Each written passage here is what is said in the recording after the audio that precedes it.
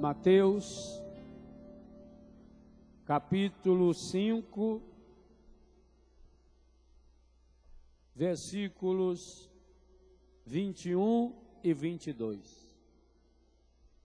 Mateus, capítulo 5, versículos 21 e 22. Ouvistes o que foi dito aos antigos: não matarás, mas quem matar será castigado pelo juiz do tribunal. Mas eu vos digo: todo aquele que se irá contra seu irmão será castigado pelos juízes. Aquele que disser ao seu irmão qualquer palavra ofensiva será castigado pelo grande conselho. Aquele que ofender o seu irmão será condenado ao fogo da hiena. Palavra da salvação.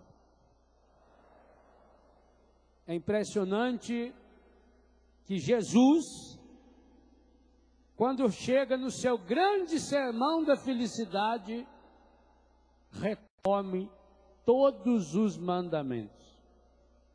Retoma-os e resume-os. É muito difícil alguém ser judeu verdadeiramente ortodoxo. Porque uma pessoa, para ser judeu, religião judaica, precisa estudar muitos anos a lei. Tanto que o judeu começa a estudar a lei primeiro em casa, com a mãe é a grande pedagoga, e depois, com 13, 14 anos, ele entra na escola rabínica e passa o resto da vida estudando. Porque para ser judeu, tem que saber pelo menos 627 mandamentos. De todos os detalhes possíveis. Quando a gente está em Israel, a gente percebe o quanto eles levam a sério as pequenas vírgulas dos mandamentos. Os rabinos ficam anos e anos estudando o que pode, o que não pode.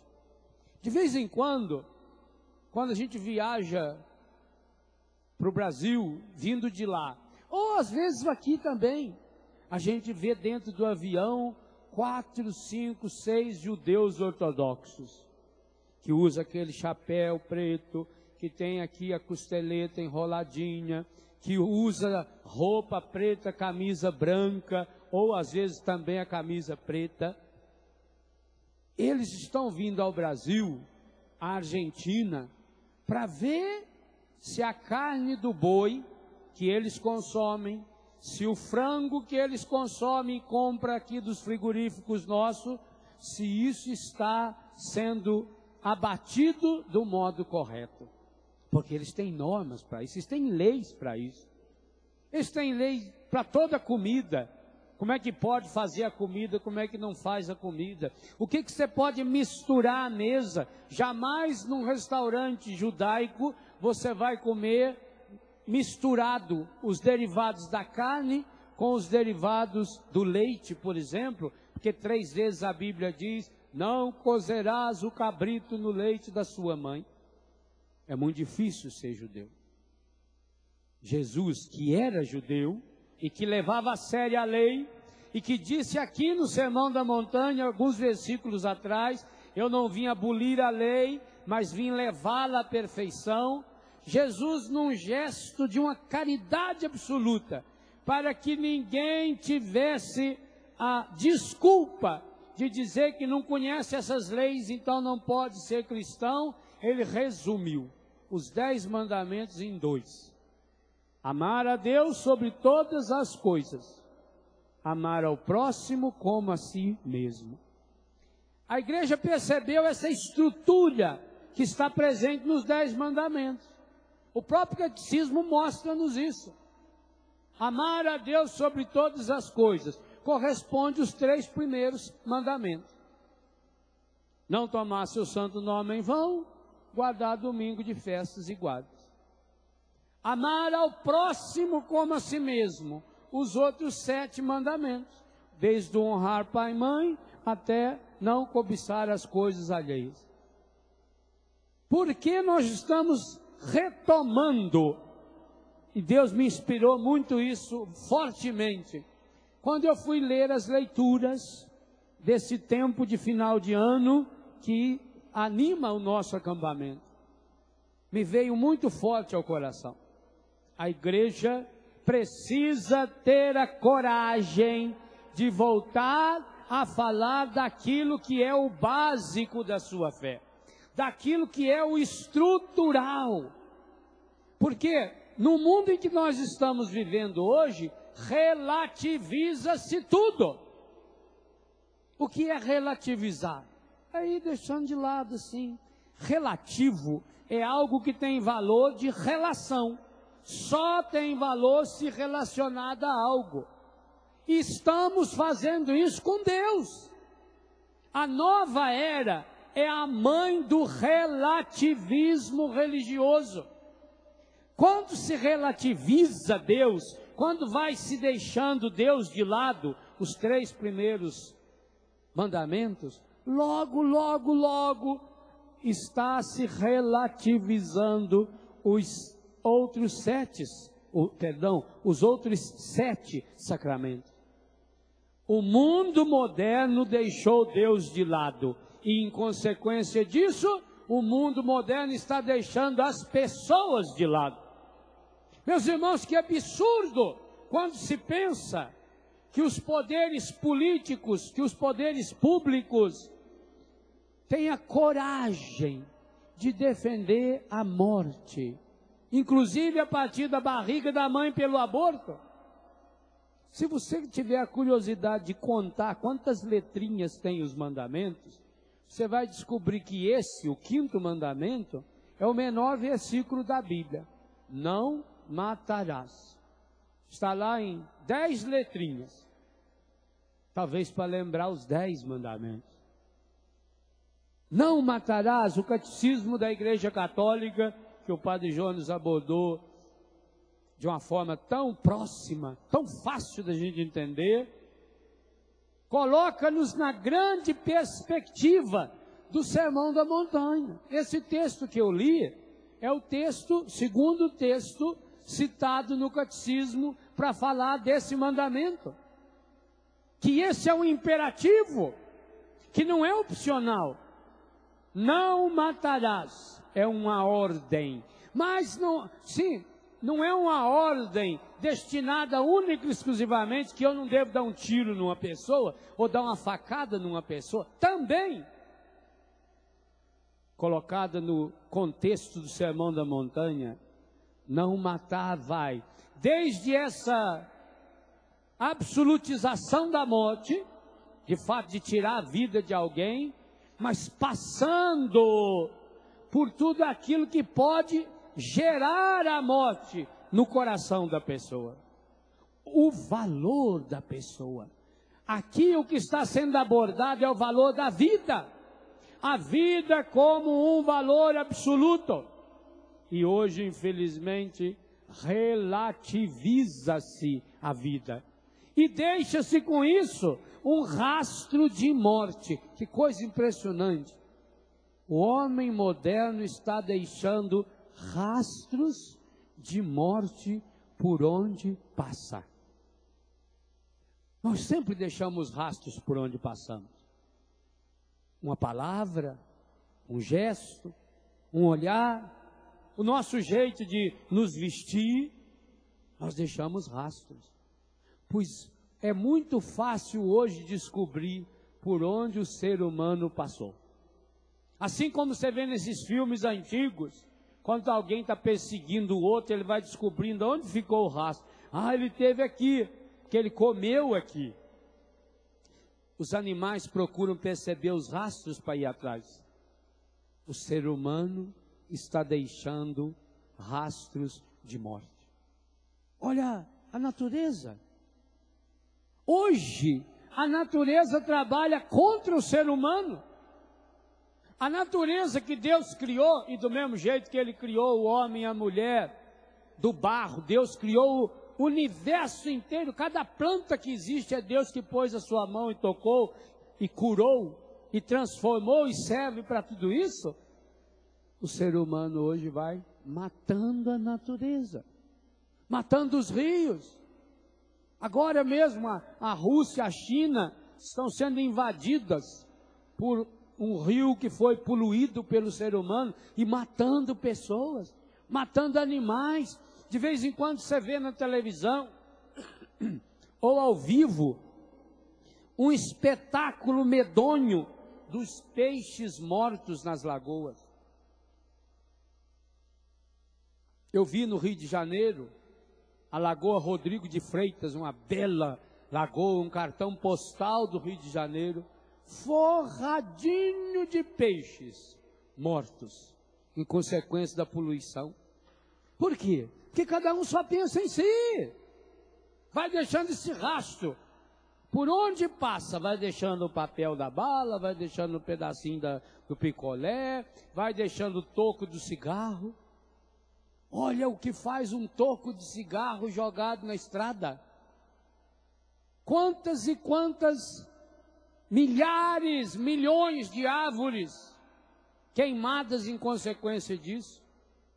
O mandamento de não matar abrange exatamente isso. Não matar os animais.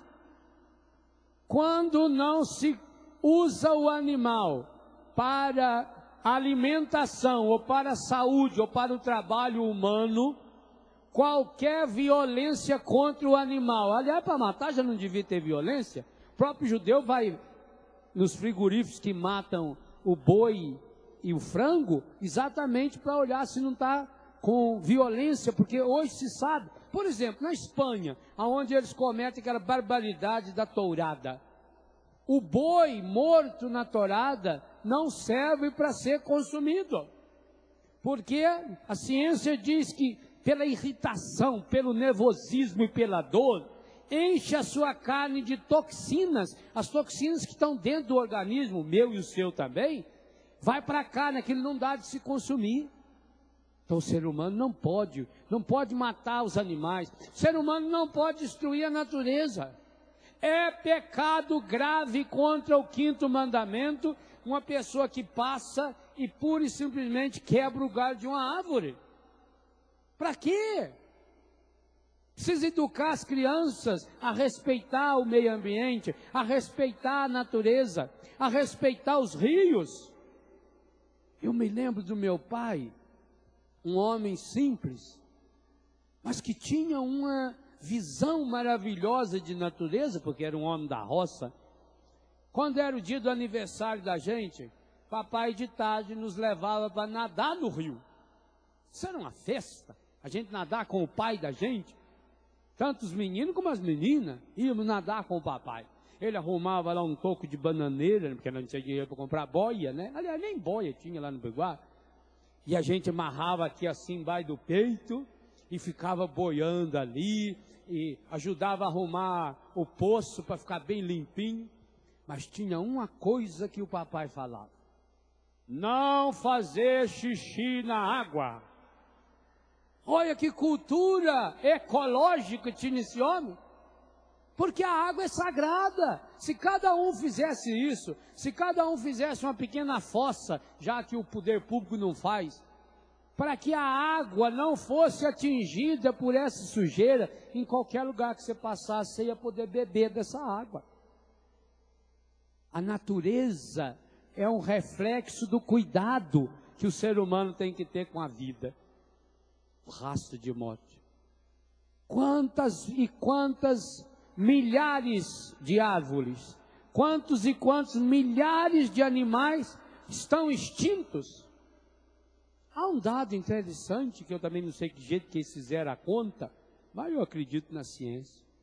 A ciência afirma que de todos os seres vivos que já passaram por esse planeta, 95% estão extintos.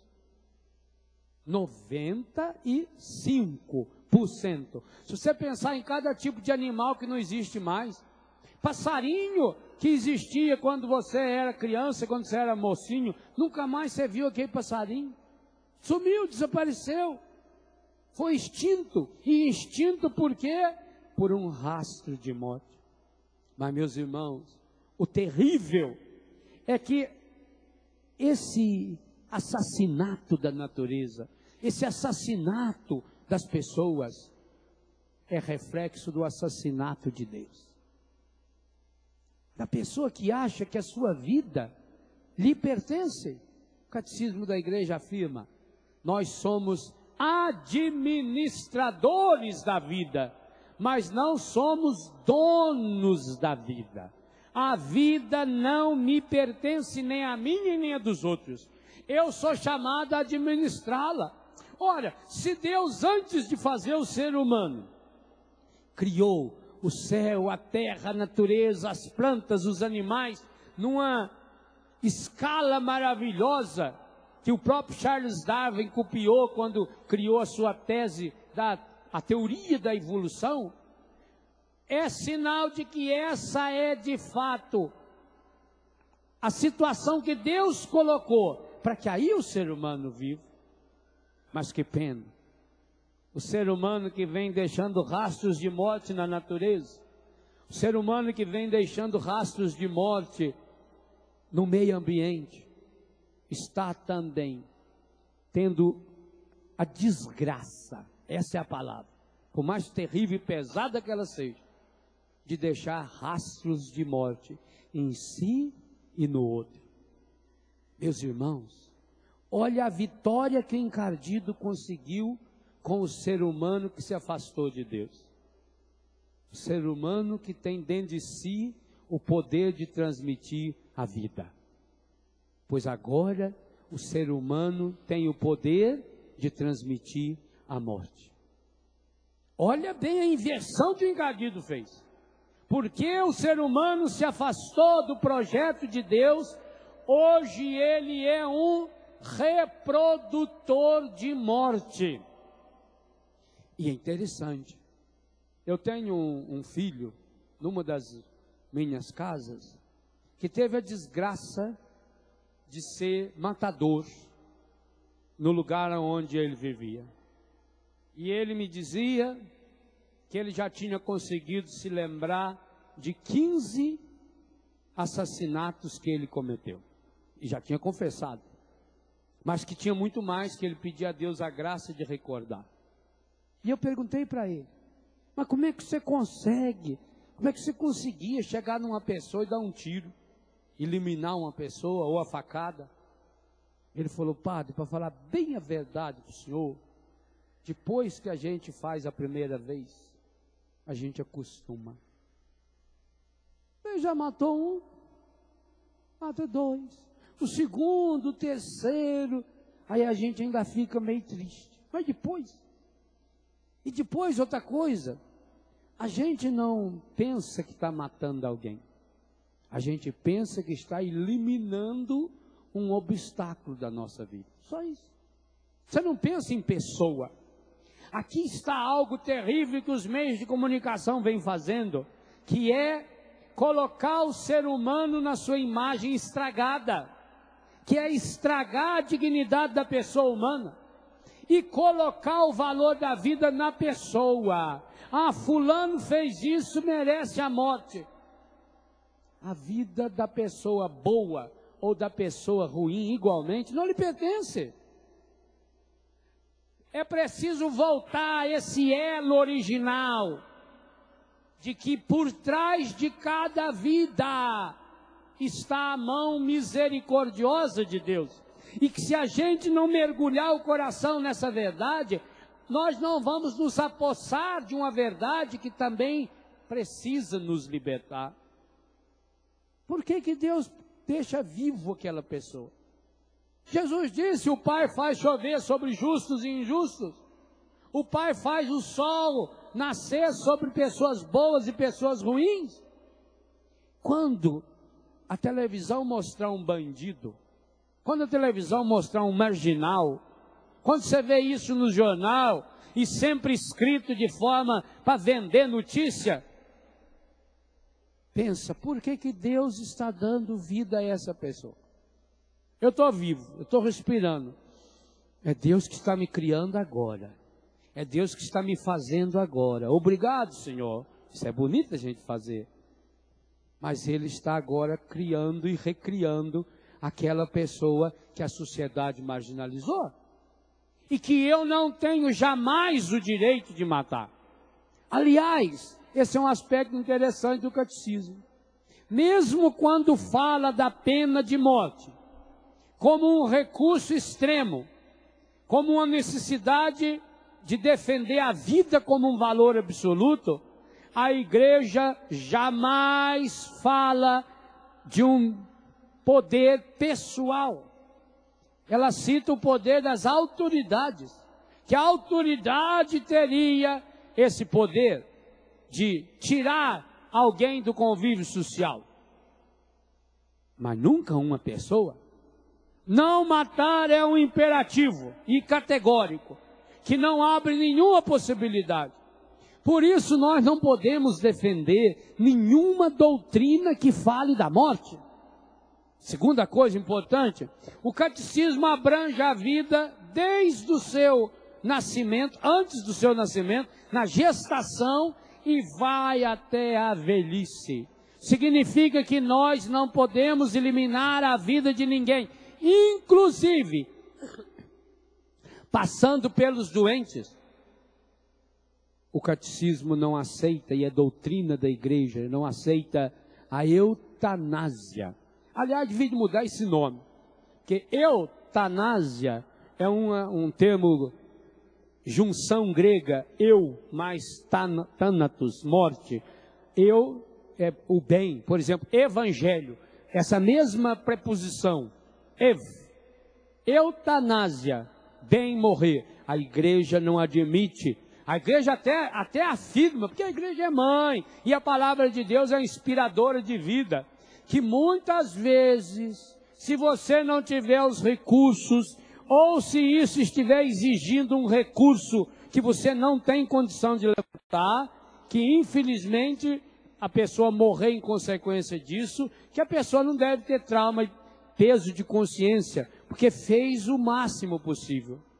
Mas jamais a igreja admite que mesmo sendo para minorar o sofrimento, mas a pessoa está sofrendo muito, mas a pessoa não tem condição de reagir, mas a pessoa perdeu a consciência, cabe à ciência e à família lutar até o fim pela vida dessa pessoa.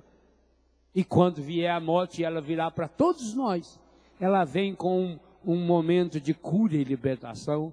Acabei de lançar um dos meus últimos livros, A Cura dos Traumas da Morte, para ajudar a pessoa. Por que, gente, que a morte deixa tanto trauma? Por que se cria tantas histórias absurdas, os filmes de terror? Para que a pessoa tenha dentro do coração a postura de lutar contra a morte como inimiga.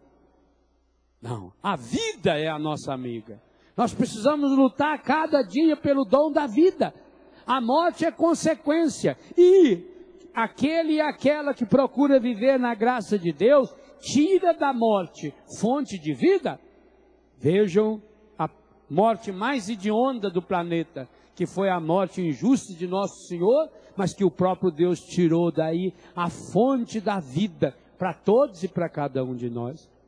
A igreja, portanto, nos ensina, baseado na doutrina da Sagrada Escritura, que a vida é um dom sagrado. E aí, meus irmãos, nesse momento, cabe uma reflexão séria. E eu penso que nós aqui, na Canção Nova, deveríamos de fato inaugurar com esse acampamento um grande clamor pela vida.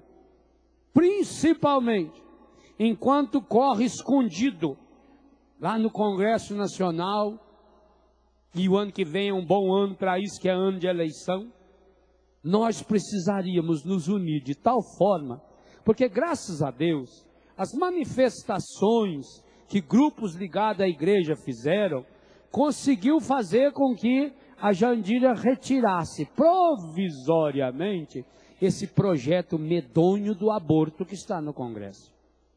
Mas nós precisamos de algo mais. Eu quero, inclusive, levantar essa bandeira. Já fizemos outro dia isso na tenda, com a doutora Lília, com o doutor Ives Ganda, gente de altíssimo nível, gente que entende tanto da lei quanto da ciência, levantar uma grande bandeira. Nós precisamos, com a força dos católicos, banir essa lei. Essa lei não pode ser só deixada embaixo do pano, como está até agora. É preciso ser banida.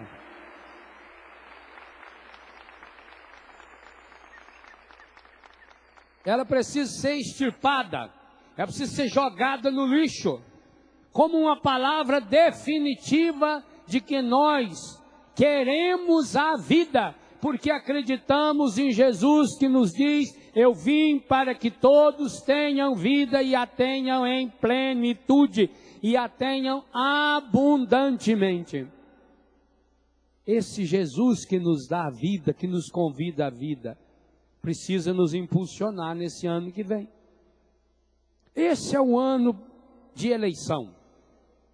Eu penso que nós, católicos, precisaríamos pedir, e eu, no que depender, eu vou divulgar, o projeto de governo dos candidatos à presidência da República, a governo, e todos os deputados, senadores que forem eleitos. Será que aí está uma palavra explícita contra o aborto? É preciso de uma palavra, e isso precisa estar no plano de governo. Porque, meus irmãos, que sociedade é essa? Aonde esse bando de corruptos, e não é corrupto?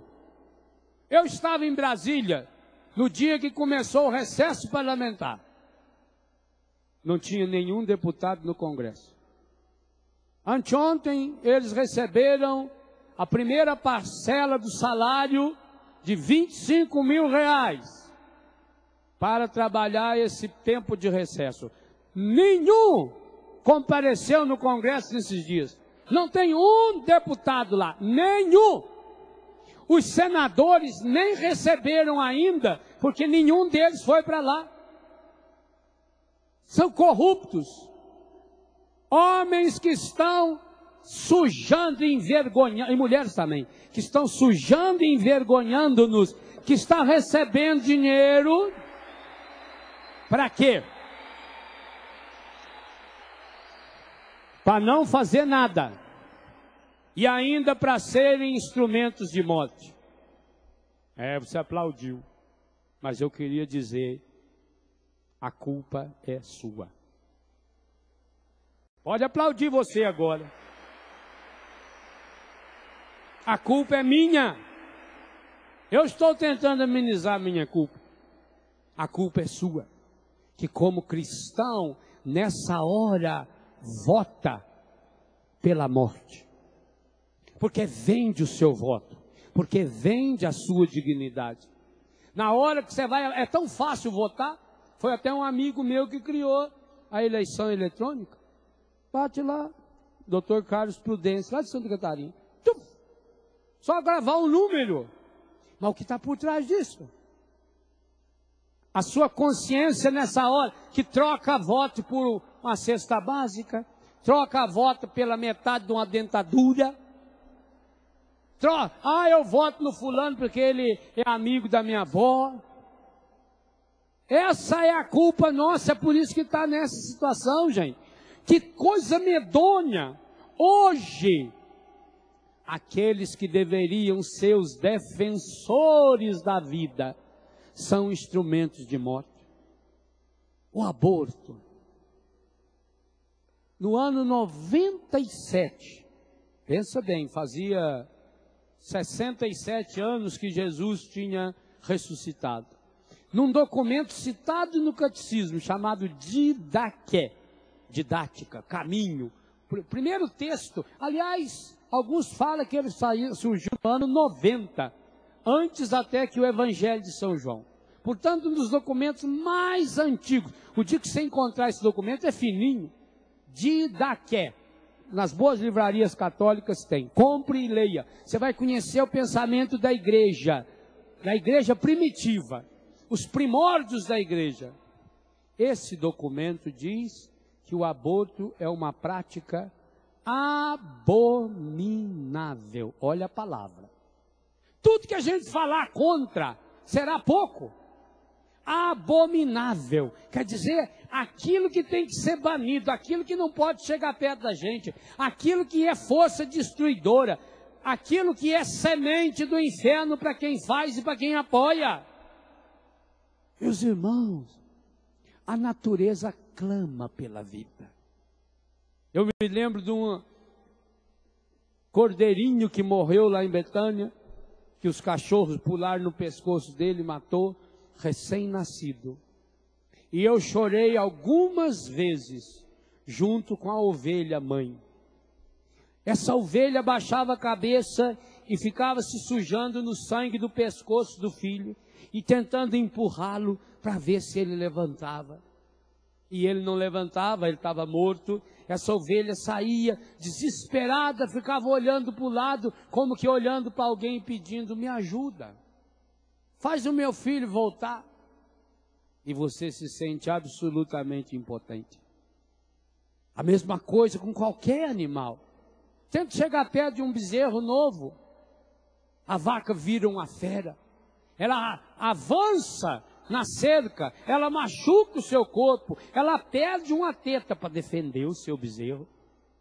Tenta chegar perto de uma cobra com os seus filhotes, cascavel, por exemplo. Tenta. Todo mundo sabe disso. Cascavel, quando tem filhote pequeno, não chega perto, porque ela está o tempo todo numa atitude de atenção, defendendo. Todos os animais defendem, inclusive defendem antes de nascer. Tenta se aproximar do ninho de uma gansa. O ganso está lá e às vezes tem 2, 3, porque todos eles vão adotando o ovo. Ganso é um bicho espetacular, ele adota o ovo.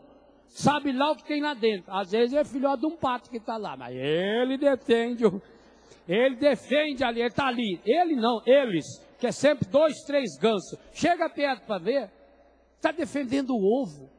A gansa fica lá o dia inteiro. Passarinho. Em casa tem um dos ninhos bonitos de sabiá. A passarinha está lá, a sabiá está lá. O macho sai, vai buscar comida, leva comida para ela. Eles estão defendendo o ovo, estão defendendo o filhote. Todos os animais da natureza, desde os mais delicados feitos pássaros, passando pelos cachorros. Olha a cachorra, meu Deus, que coisa impressionante.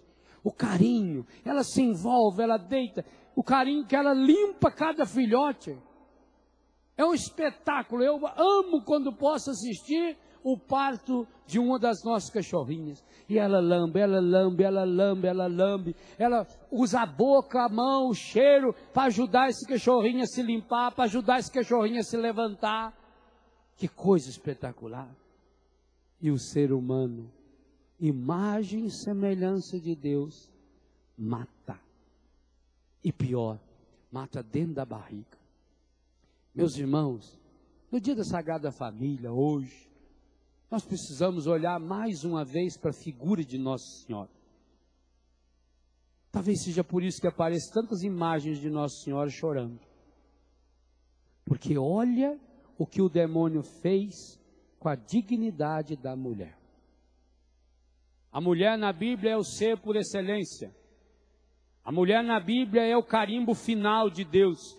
Última obra feita por Deus. A mulher fez o homem. Por fim, quando tudo estava preparado, ele faz o ser mais importante da natureza, a mulher, que traz dentro de si o dom da vida. Que coisa espetacular!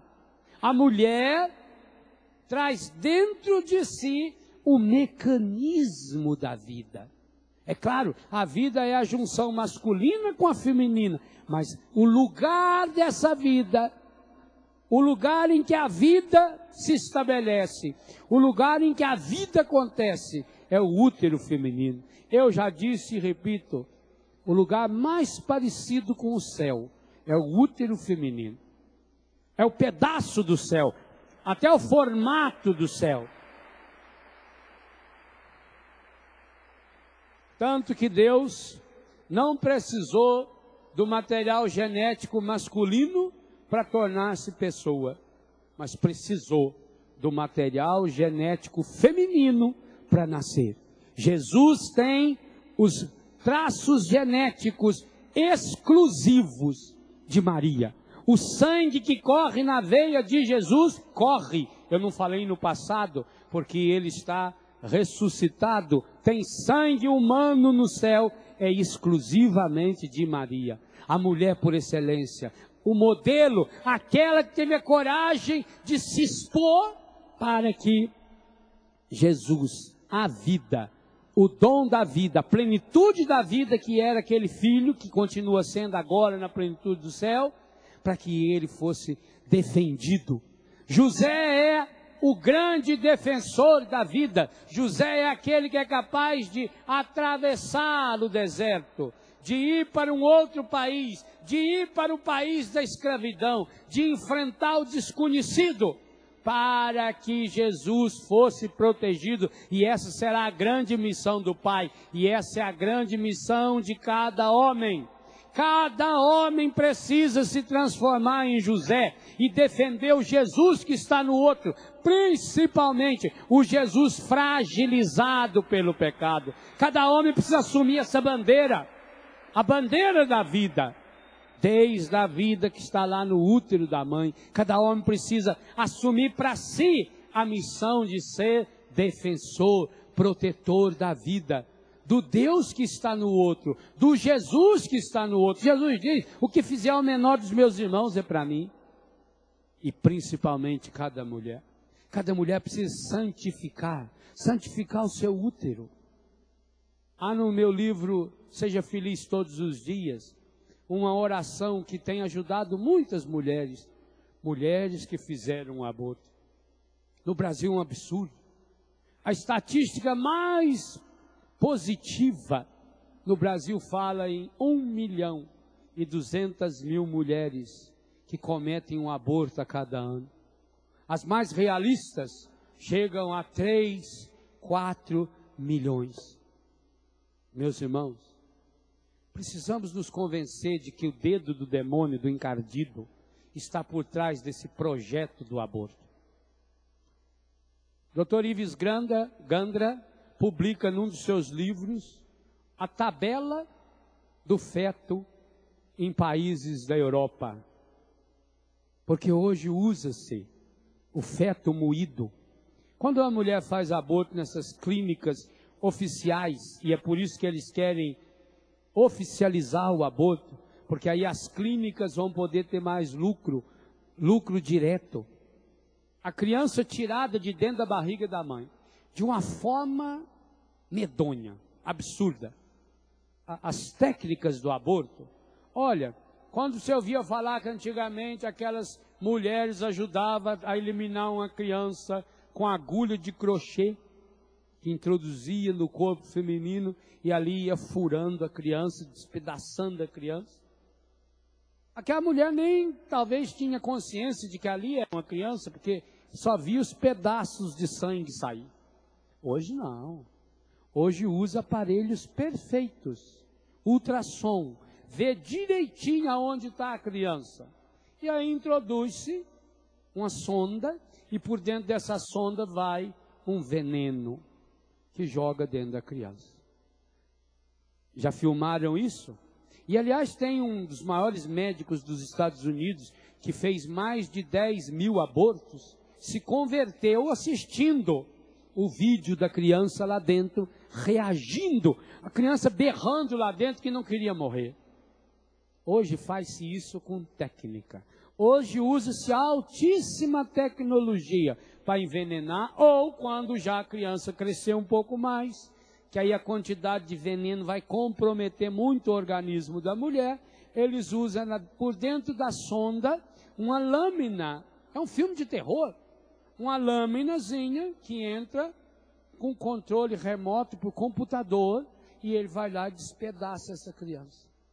Conforme o tamanho do feto, se ele pesa 50 gramas, 100 gramas, 300 gramas, 400 gramas, tem feto com meio quilo e que mata. É o preço que se paga no mercado. A criança já sai despedaçada, dentro de um saquinho plástico, já no vácuo, já tudo moderníssimo, para vender, para fazer cosméticos, para fazer aplicações de cirurgia plástica. Aquilo que eles falam lá que usa do cordão umbilical é lorota. É absurdo. Está no livro do Dr. Ives Gandra. Processem ele, que é uma das maiores autoridades jurídicas desse país. Ele cita o que acontece na Rússia. Gente, que absurdo. Só de pensar. Só de pensar que um creme, um cosmético que você usa para ficar mais bonito, foi feito com feto despedaçado. Olha onde o ser humano chega. Ora, se Deus veio chamar a atenção de Caim, dizendo que o sangue de Abel clamava na terra, o sangue que engoliu, a terra que engoliu o sangue, que esse sangue clama contra o próprio Caim, vocês pensem então hoje na quantidade de crianças bárbara e terrivelmente assassinadas. Quando você pergunta, meu Deus, por que as coisas não dão certo na minha vida? Porque nós estamos mergulhados numa sociedade de morte, que prega a morte, que ensina a morte, que defende a morte, que cria leis e que querem fazer o assassinato dessas crianças com o dinheiro do povo. Isso significa para os hospitais. Gente, isso aí você vê na televisão, e quantos já fizeram a experiência na prática? Se você precisa de um médico, você tem que ir não sei com quantos dias de antecedência. Tem que passar noites inteiras na fila. O Brasil tem uma saúde pública dos piores níveis do mundo. E defender uma lei para que o aborto seja feito nesses hospitais é você criar normas e leis a favor da morte. E aí contra isso vem, não matarás. Cada um de nós precisa assumir o compromisso pela vida. Se Jesus veio para nos dar a vida, não só a minha, nós precisamos defender a nossa vida. E inclusive, olha como o catecismo é sábio. A sua obrigação primeira é defender a sua própria vida.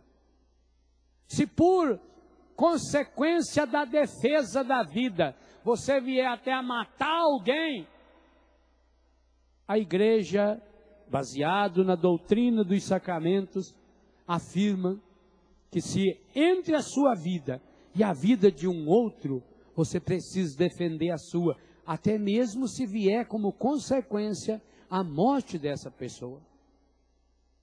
Imagine então a senhora que tem essa vida dentro da sua barriga. Imagine Deus tecendo a criança no seio materno. A vida precisa ser defendida e cuidada.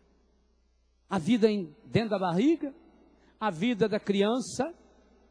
Por que esses que defendem o aborto não faz uma grande campanha, inclusive criando leis que protejam essas crianças que estão jogadas à margem da vida e que amanhã ou depois vão acabar sendo marginais e que amanhã ou depois vão perder a sensibilidade, porque essas crianças jogadas na rua, as crianças que a Toca de Assis, por exemplo, acolhe, os menores que a Aliança de Misericórdia recolhe, alguns desses que aparecem nas nossas casas e que graças a Deus são acolhidos.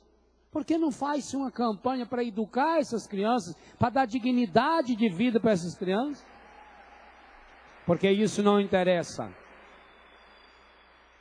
Isso não interessa. A sociedade está acostumada a dar valor para quem está lá em cima. Mas aqueles que estão jogados à margem, isso aí não merece. É corresponsabilidade. Cada vez que mostra um menor desse que fez um crime, tem corresponsabilidade de quem se omitiu, de quem só pensa em si, de quem não tem a capacidade de olhar a vida do outro como um valor tão grande, tão importante quanto a sua. A igreja vai defender cada vez mais o dom da vida como um valor supremo, como um valor absoluto. E sabe por que a vida humana tem valor absoluto? Porque Deus quis o humano por si mesmo. Deus colocou a sua imagem e a sua semelhança em cada ser humano criado. Lutar contra a morte é lutar também contra esses mecanismos de morte, mecanismos terríveis. Por exemplo, o tráfico de drogas. Meu Deus do céu, em função das drogas, como mata-se pessoa. Mas não só o traficante, a pessoa usuária. Eu tive um filho, não vou citar o nome porque ele já está num processo de recuperação, que foi um dos bons meninos que passou pela minha casa. Nunca desrespeitou ninguém, não fez nenhum erro lá dentro, jamais saiu do recanto escondido à noite ou nada. Um menino excelente, até introspectivo. E esse menino, depois de um tempo, achou que já estava preparado, saiu, foi viver lá fora. Mas não estava, recaiu. Mas como ele tinha vivido até muito tempo lá na comunidade, talvez ele até tenha perdido contato com alguns traficantes, não sei. Usou drogas com mais 2 meninos, um de 15, um de 14 anos. Colegas que trouxeram droga para ele. Você sabe que quando a pessoa usa droga, sob o efeito da droga, a única coisa que ela quer é mais droga. E ele, dominado já pelo efeito do crack, queria mais droga. Ele e os 2 colegas. Mas não tinha dinheiro para isso. Então, não sabemos se ele ou se um dos 2 tiveram a ideia. Vamos na minha casa. Lá nós conseguimos alguma coisa, algum dinheiro. A casa dele, na verdade, é a casa da avó. O pai dele morreu em consequência da droga, a mãe dele morreu em consequência da droga. Ele, como filho único, foi morar com a avó. Uma senhora de 86 anos de idade. Que, inclusive, frequentava toda terça, toda quarta, toda quinta a missa na capela que eu celebrava. Toda semana, 3 vezes ela estava na missa. Uma velhinha que amava profundamente esse neto. Os 3 chegaram, um com 14, o outro com 15 anos, e ele que já tinha, há pouco tempo, completado 18. Chegaram lá e pediram dinheiro para a avó. E ela disse que não tinha dinheiro. Não queria dar o dinheiro, não tinha dinheiro disponível. Esses 3 partiram para uma violência física na avó desse menino. Por fim, com um cordão de um sapato, foram enforcando a velha. E dando tanto soco no rosto dela, que quebrou esses ossos. Quando acharam o corpo, eles assassinaram a avó. O corpo dela estava todinho marcado de urina e de fezes. Vocês imaginam o que essa senhora sofreu. Por quê? Porque tinha uma semente de morte dentro do coração daquele menino. Hoje ele está já num processo, já faz 7 anos, está na penitenciária, com certeza arrependido. Mas veja, gente, o que o demônio conseguiu fazer? Transformar 3 moleques em assassinos.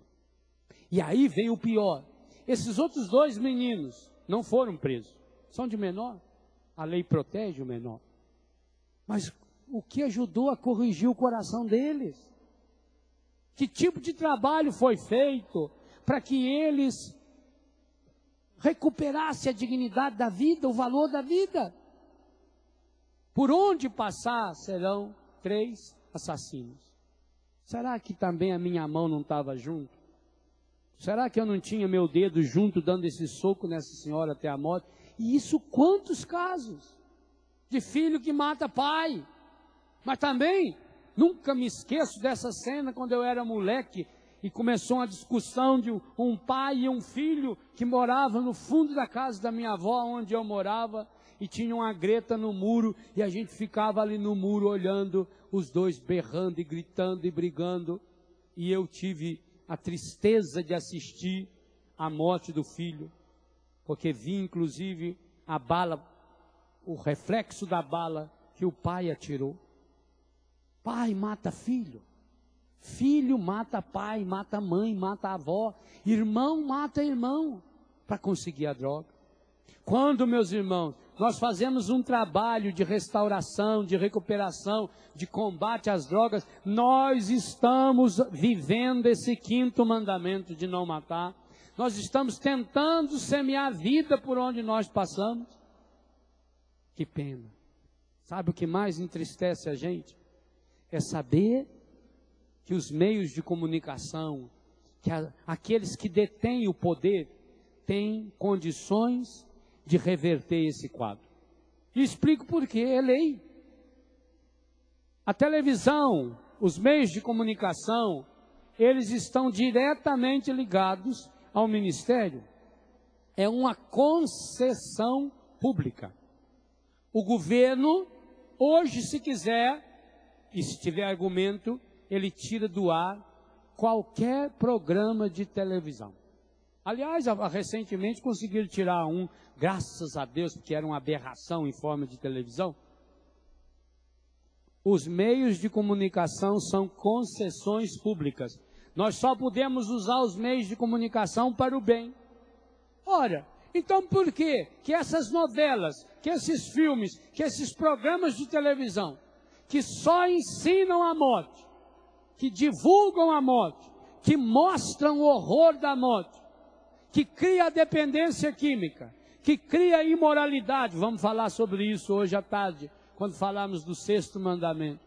Por que eles continuam tendo o direito, um absurdo, abominável, lembrando de Daqué, o direito abominável de ensinar a morte, de ensinar e de fortalecer esse sistema de morte, porque leva a pessoa a perder o sentido da sua própria vida.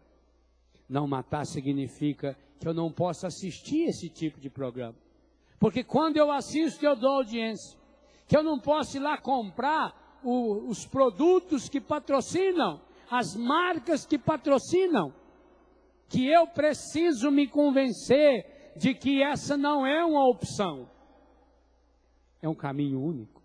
Jesus o coloca no sermão da felicidade.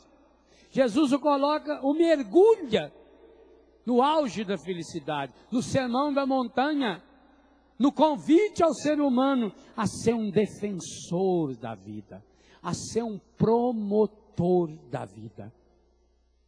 Vamos pedir ao Senhor, Pai Santo, Pai querido, Pai amado, consciente ou inconscientemente, muitas e muitas vezes, eu já fui canal da morte. Pensa, faça um pequeno exame de consciência. Pensando assim, quando eu fumo, fumar é contrário ao 5º mandamento. Beber em excesso, e principalmente a pessoa que tem vício do alcoolismo, é contra o 5º mandamento. Alta velocidade, de modo irresponsável, é contra o 5º mandamento. Poluição do ambiente, jogar sujeira pelo chão, é contra o 5º mandamento. O mandamento condena. Então cada um de nós, com certeza, com a humildade que o Espírito Santo pode nos dar, percebe que, consciente ou inconscientemente, já desobedecemos esse mandamento. Sem contar quando ofendemos uma pessoa, sem contar quando alimentamos a ira o ódio dentro do nosso coração. A palavra diz bem claro: quem odeia o seu irmão é assassino. Quantas vezes nós já permitimos que a semente da morte, que a semente do inferno, consequência da morte, salário do pecado que é a morte, quantas vezes permitimos que isso entrasse em nosso coração, em nossa vida, em nossa história? Pai Santo, Pai querido, Pai amado, nós queremos pedir perdão por todas as vezes que fomos canais de morte, que não defendemos a vida, por todas as vezes que fomos instrumento, consciente ou inconsciente, de morte, por todos os rastros de morte que já deixei, na natureza, nas estradas, nos caminhos pelos quais passei. Hoje eu quero pedir perdão, Pai, por não defender a vida. Quero pedir perdão, Pai, se por acaso cair na desgraça de cometer um aborto.